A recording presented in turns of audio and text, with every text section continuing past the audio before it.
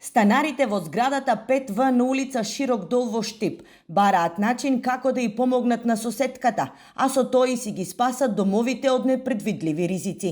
Категорични се дека жената која живее во станот, која во неделата вечер целосно изгори и во ризик стави 20 на семејства, има потреба од помош.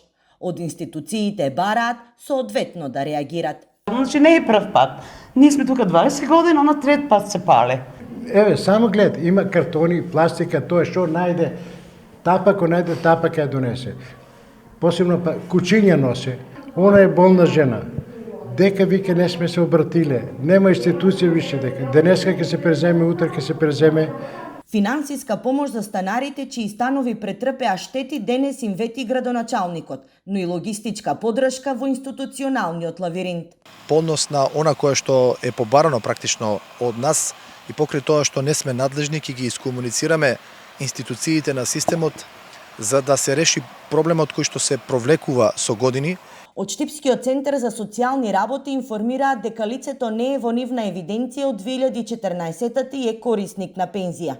Во моментот тим утврдува дали членови од семејството би можеле да се грижат за неизе.